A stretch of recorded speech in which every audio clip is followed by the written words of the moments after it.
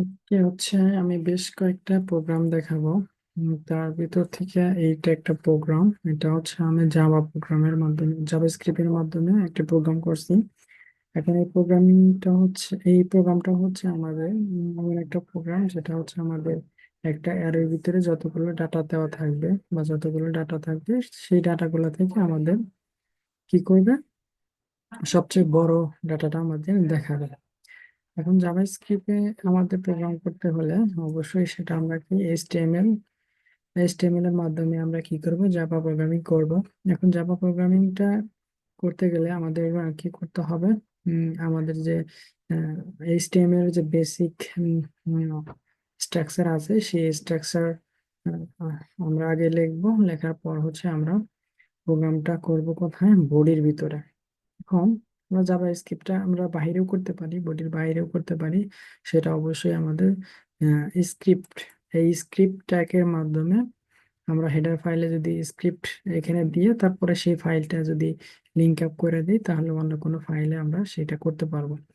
তো নর্মালি আমি এখন যে প্রোগ্রামগুলো করছি সে সবগুলো প্রোগ্রামই প্রায় বডির ভিতরে আমি প্রোগ্রামগুলো করছি।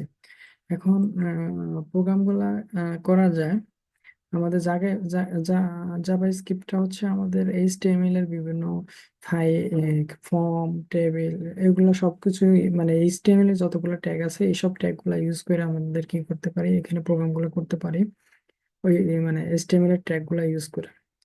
এখন এখানে আমি কোনো এইচটিএমএল ট্যাগ খুব একটা ইউজ করি নাই, শুধুমাত্র একটা এইচটিএমএল ট্যাগ ইউজ করে আমি কি করছি, এই প্রোগ্রামটা করছি। এখন এই প্রোগ্রামটা কি করছি, প্রথমে আমি বলেছি তবু আবারও বলি। আমি একটা অ্যারের ভিতরে উম, কিছু ডাটা নিছি, সেই ডাটার ভিতর থেকে আমাদের কি করে সবচেয়ে বড় ডাটাটা আমাদের দেখাবে, সেই প্রোগ্রামটা আমি করছি। আরেকটা বিষয় আমি বলি, যে জাভাস্ক্রিপ্টের কাজ আর সি প্লাস প্লাস আর সি এর কাজটা মোটামুটি একই। জাভাস্ক্রিপ্টে অনেক ফাংশন আছে, ফাংশন গুলো ইউজ করা যায়। তো আমি বেসিক কিছু কথাবার্তা বললে সেই কথাবার্তা গুলা একটু মাথায় থাকলে আর বাকিটা মোটামুটি সি প্লাস প্লাস এর মতোই কাজ করে, ওইগুলোর মতোই প্রায় স্ট্রাকচার, একটু খেয়াল করলে হবে।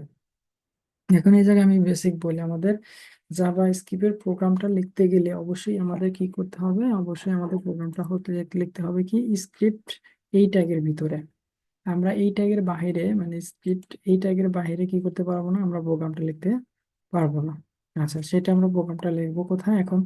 আমার দেখেন, আমি যদি এটুকু একটু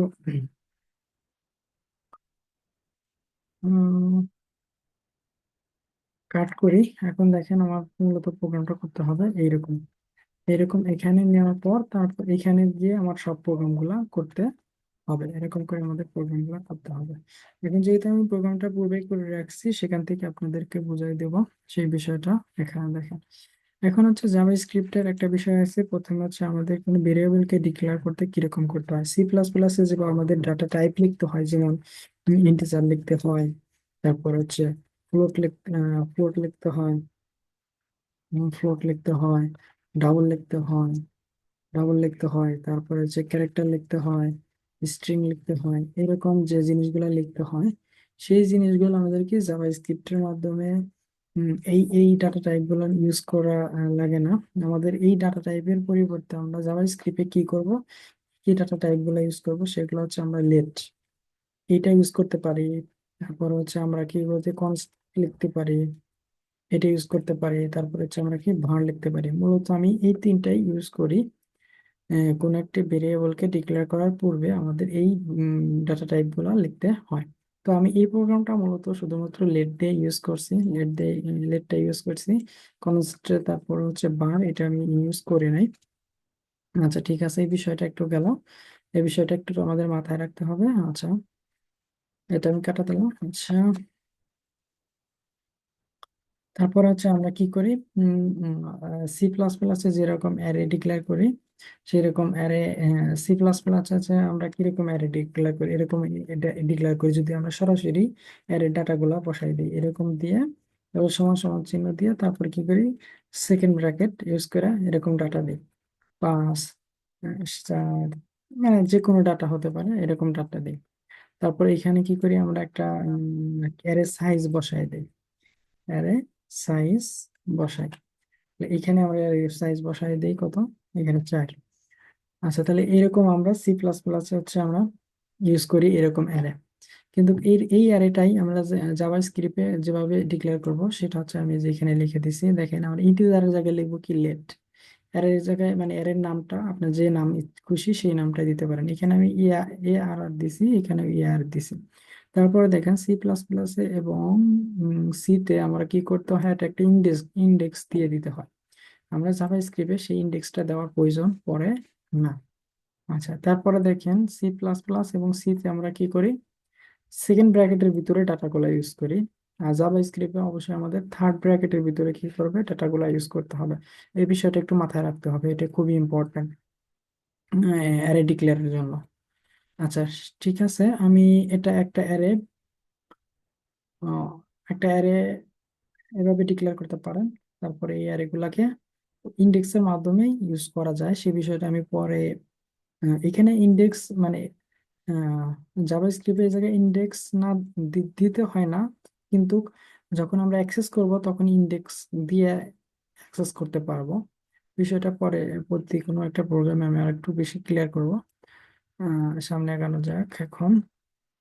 আচ্ছা, তাহলে আমাদের অ্যারেটা এইভাবে ডিক্লেয়ার করা যায়। এখন হচ্ছে আমি অ্যারেটা তো এইভাবে সরাসরি ডাটাগুলা দিয়ে দিছি। এখন এরকম করে আমি ডিক্লেয়ার না করে এখন আমার ইচ্ছা মতো আমি ডাটাগুলা নিব, তারপরে সেগুলা ইউজ করব।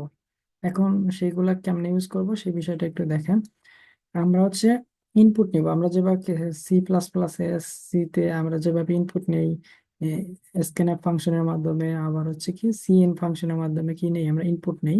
জাভা স্ক্রিপ্টে আমাদের কি প্রম্পটের মাধ্যমে কি করব আমরা ইনপুট নিব। আচ্ছা, প্রম্পটের মাধ্যমে আমরা ইনপুটটা নিলাম, আমি এখানে বলে দিচ্ছি ইন্টারভিউ এর ডাটা, মানে এখানে ডাটাটা এর ডাটাটা আমাদের দেন। এখন কতগুলো ডাটা নেবেন সেই বিষয়টা আপনার ইচ্ছা মতো নিতে পারবেন, যত খুশি তত নিতে পারবেন। এখন সেই ডাটাগুলো আমার কোন জায়গায় যাবে, এন এর নামে একটা ভেরিয়েবল নিছি। এখন দেখেন এটাকেই মূলত আমাদের অ্যারে হিসাবে এখন যদি একাধিক ডাটা নেন অ্যারে হিসাবে ইউজ হচ্ছে।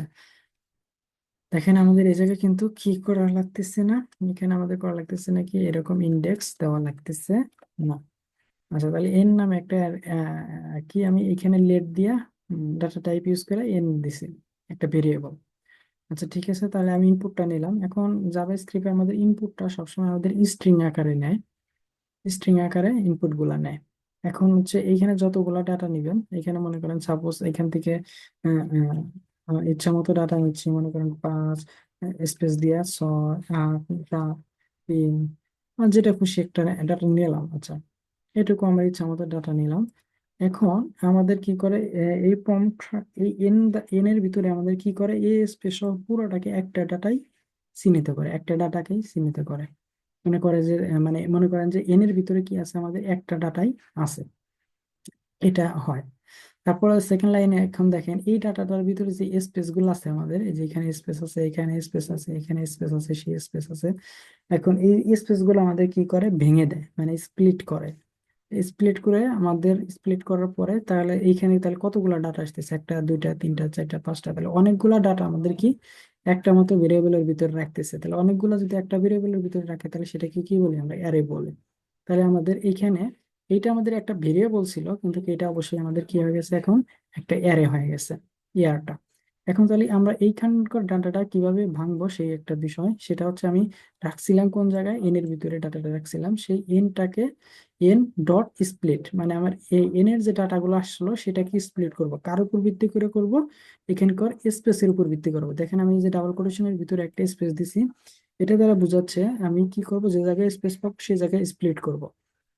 তারপরে এই ডট ম্যাপ, মানে কোন নাম্বার গুলা নিব, এখানে নাম্বার গুলা নিব, শুধুমাত্র সংখ্যাগুলা, এই যে 4 8 7 4 9 এগুলো আমরা নিব।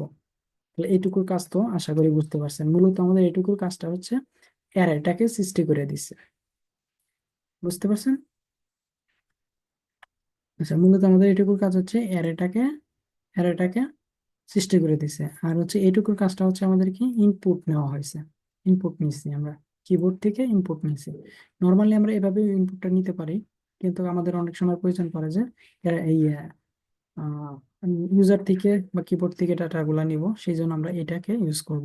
আচ্ছা ঠিক আছে, তাহলে আমি একটা অ্যারে পেয়ে গেলাম। এখন অ্যারে পেয়ে যাওয়ার পর এখন এইটুকুর কাজটা হচ্ছে আমাদের কি, এইটুকুর কাজটা হচ্ছে আমাদের সবচেয়ে অ্যারে থেকে আমাদের সবচেয়ে বড় ডাটাটা বের করে নিয়ে আসা প্রোগ্রাম। এটা সি প্লাস প্লাসে যেরকম লিখছি হুবাহুব এখানে ওই একই প্রোগ্রামটা।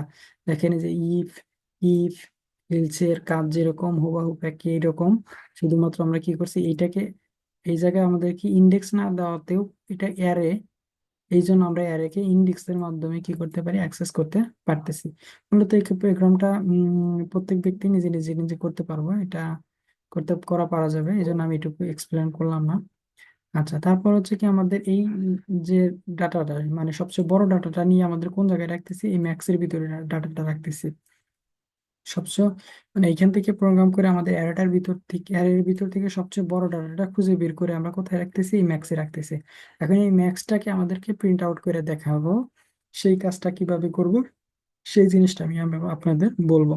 এখন সেই জিনিসটাকে প্রিন্ট আউট করার জন্য আমরা কি লিখছি, মানে কিভাবে আমরা সেই ডাটাটাকে দেখাবো সেটা বিষয়টা হচ্ছে আমাদের কি, দেখেন document dot get element by ID দেওয়ার পর আমি একটা ব্র্যাকেট দিছি, ব্র্যাকেটের ভিতর কি সেকেন্ড ব্র্যাকেট দিছি, সেকেন্ড ব্র্যাকেটের পর দিছি এই জায়গায় কি রেজাল্ট।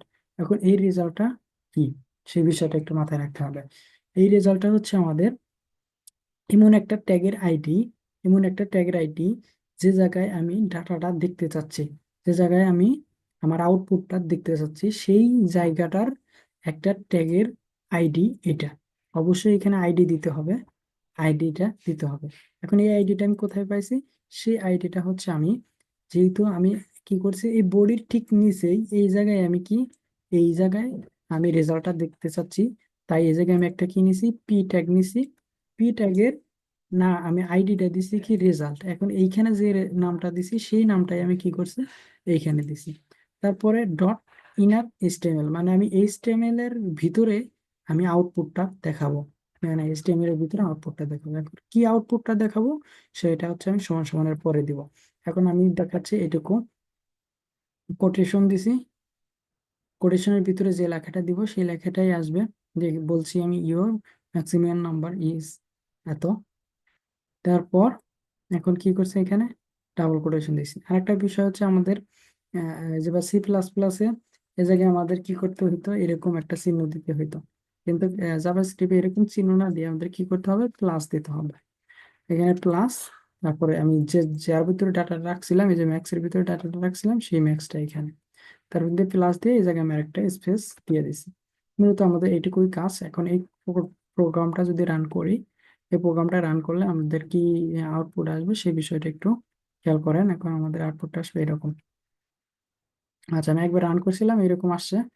আচ্ছা আমি রিফ্রেশ করছি, দেখেন আমাদের এই যে বলতেছে ইন্টারভিউ অ্যারের ডাটা। এখন অ্যারের ডাটা দিয়ে আমি এখানে কত 7 9 8 যেটা খুশি একটা ইচ্ছা মতো দিয়ে দেন, যত খুশি সেটাই দিতে পারবেন, কোনো লিমিটেশন নাই আপাতত। ছোট, এখন দেখেন এর ভিতরে উম, এর ভিতর থেকে সবচেয়ে বড় ডাটা কোনটা সেটা একটু দেখতে হবে। এখানে মধ্যে 7 আছে, 8 আছে, 2 আছে, 4 আছে, 9 আছে, 5 আছে, 4 আছে, এর ভিতর থেকে আমাদের সবচেয়ে বড় ডাটা কোনটা, 9। তাহলে আমাদের রেজাল্টটা দেখাবে 9। তাহলে কি রেজাল্ট দেখাবে, আমাদের এখানে বলে দেওয়া আছে কি, ইউর ম্যাক্সিমাম নাম্বার ইজ, তারপরে ওই যে ম্যাক্সিমাম নাম্বার যেটা সেটা দেখাবে। তাহলে এখন ওকে যদি দেই, ওকে দিই, এই দেখেন আমাদের ইওর ম্যাক্সিমাম নাম্বার ইজ এত। আচ্ছা আরেকবার ট্রাই করে দেখি কি অন্যটা কাজ করে কিনা। যেরকম দিলাম 74 দিলাম, 5 দিলাম, 0 9 8 দিলাম, 6 দিলাম, 4 দিলাম। এখন যদি ওকে দেই, দেখেন আমাদের কি 74 নম্বরটাই দেখাইতেছে। বিষয়টা তাহলে আশা করি ক্লিয়ার। ধন্যবাদ সকলকে।